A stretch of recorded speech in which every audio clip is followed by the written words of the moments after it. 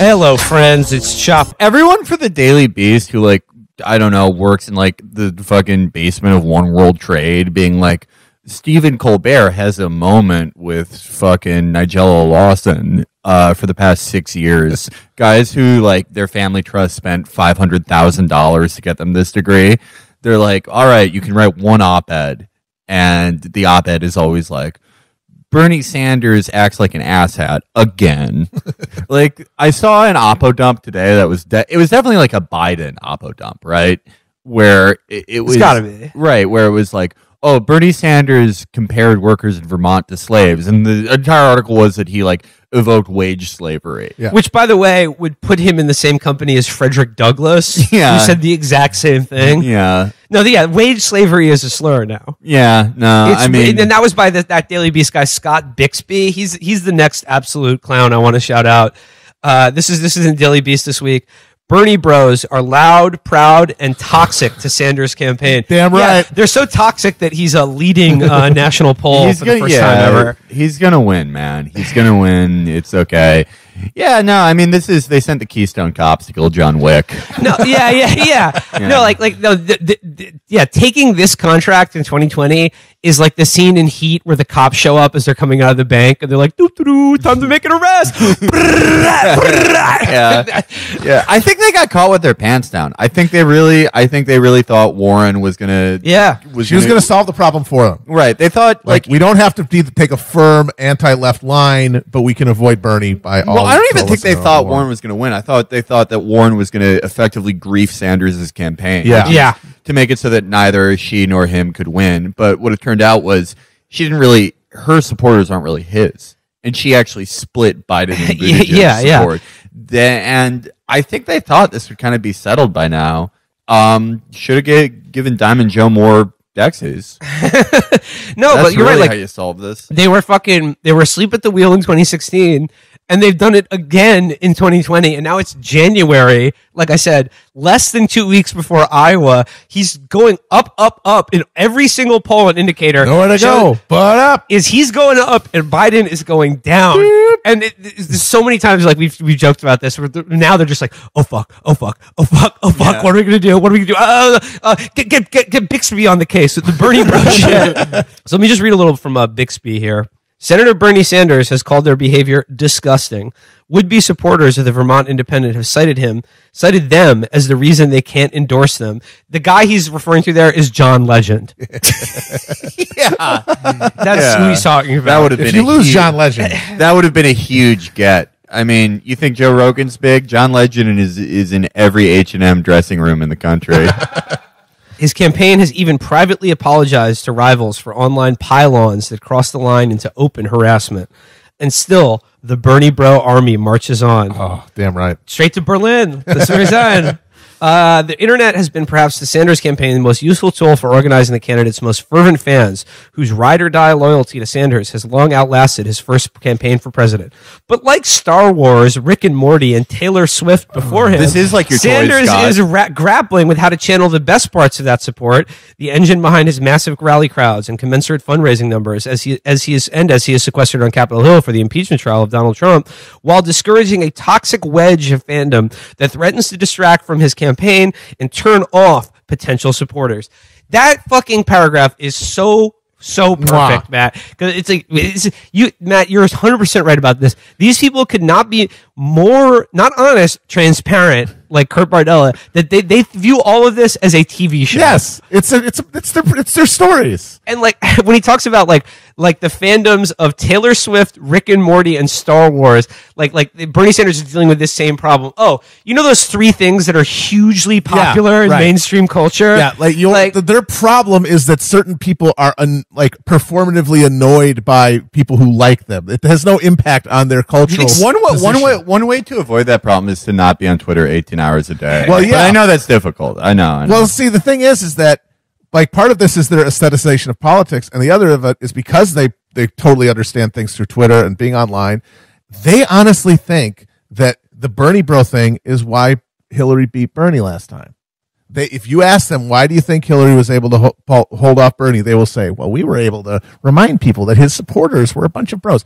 The reason Bernie lost at the end of the day is that he didn't run a real campaign until it was too late. Yes. Because he didn't think he could win. He was there to push her to the left and get issues out there. And they didn't think, oh, fuck, we could do this until like Iowa happened. And by that point, it was way too late to build a national organization that could make any kind of headway in later states. And so they got blown out in a lot of places. Pulled off some very surprising upsets, too. And Michigan, if that fucking campaign had lasted like a couple, when you look at the polling trends, if that campaign had been a little longer, i.e. if he had actually started campaigning a little earlier, he could have fucking caught her. But in these guys' heads, they're tweeting about Bernie Bros all day to just their other idiot hysteric media friends is what fucking beat Bernie. Bernie with a skeleton organization came within 9 points of Hillary in Cook County, one of the Death Stars of the modern Democratic machine. Like, that's fucking insane. Yeah. That's fucking insane. Like, look at what they had to do to fend him off in New York. Just like activate every scumbag machine politics trick they had here to make sure he couldn't win. Going on here, Bixby writes, when Senator Elizabeth Warren accused Sanders of telling her in a private meeting that he didn't believe that a woman could defeat President Donald Trump in 2020, the Massachusetts senator feed was deluged with a plague of snake emojis, even as Sanders called for a de-escalation in hostilities. After former presidential nominee Hillary Clinton doubled down on comments in an upcoming documentary that nobody in Congress likes Sanders, the number of tweets calling her a bitch skyrocketed to new highs, according to an analysis by the Daily Beast. That just means he searched the term bitch on Twitter and was like, I'm seeing a spike in traffic here. Yes. By the way, I forgot to say this earlier. That whole nobody likes Bernie thing, it's so awesome that she said nobody likes him because obviously she was referring to in Congress. But in her mind, those are literally the only people who matter. Right. And you know what the American voter hates? A brash outsider. Who is hated by Washington. Yeah, they love Congress. This is what is so fucking what I love so much about it is like their big hit on him, the closing case, they're pulling out all the stops, is that nobody in Congress or the U.S. Senate likes him. Those wildly unpopular institutions that regularly like pull behind toenail fungus. All right, so he goes on to use the example of John Legend, who had to tell the Bernie Bros to quit multi-millionaire Grammy-winning artist whose life resembles yours in no way. Yeah. The guy who makes music for waiting rooms. Yeah, the guy whose music you hear at the dentist's office. Yeah. So it goes here. Last week, performer John Legend cited Bernie Bros, who, though branded with the pejorative Bernie Bros, are in no way limited to just his male fans. So that just means that huge number of young women who also support Bernie Sanders. Yeah, they're Bernie Bros too. not just women. I mean, it is interesting. Remember all the articles about how Bernie had no black support in 2016, which was just, I mean, like we talked about, the kind of result of like a lack of name recognition and not running a real campaign until it was too late. Well, Elizabeth Warren, just dog shit. Dog shit black support. None.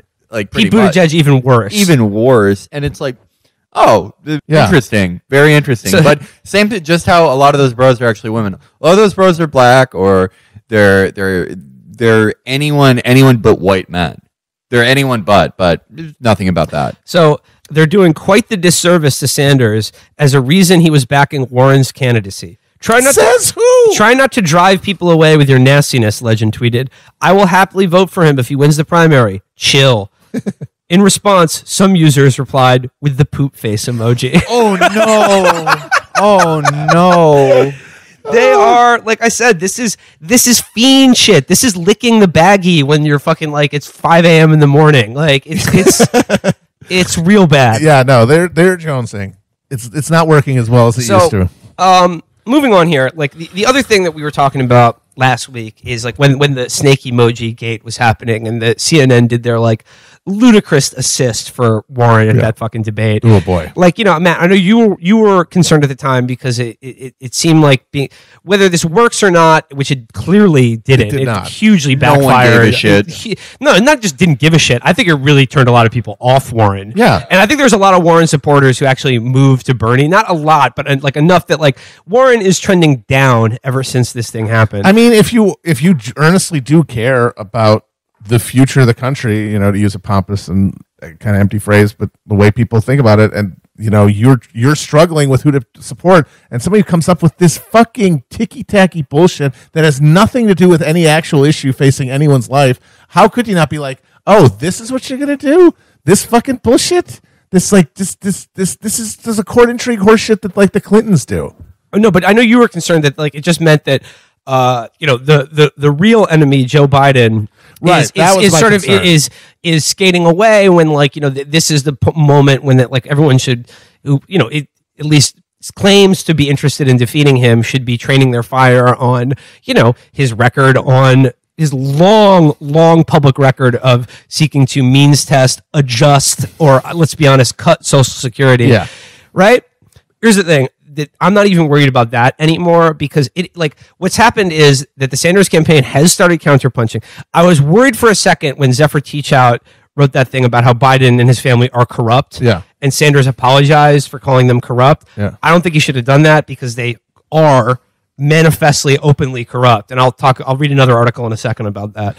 But it has been so incredible to watch all of the Pinocchio counters. All of the fucking DC media people who fact check this stuff or have to talk about it have to go out of their way to pretend like Biden hasn't had a 20 to 30 year career in public life, going on TV every other week, bragging about how he was one of the Democrats who would work with Republicans to cut Social Security. Yes. And let's not forget also that Obama, when he was vice president, tried to do exactly that in a grand bargain with the Republicans. And guess, who stopped that shit from happening? Not just the Republicans because they were too crazy, but Bernie Sanders has been standing up against, for the same time period, Bernie Sanders has been standing up consistently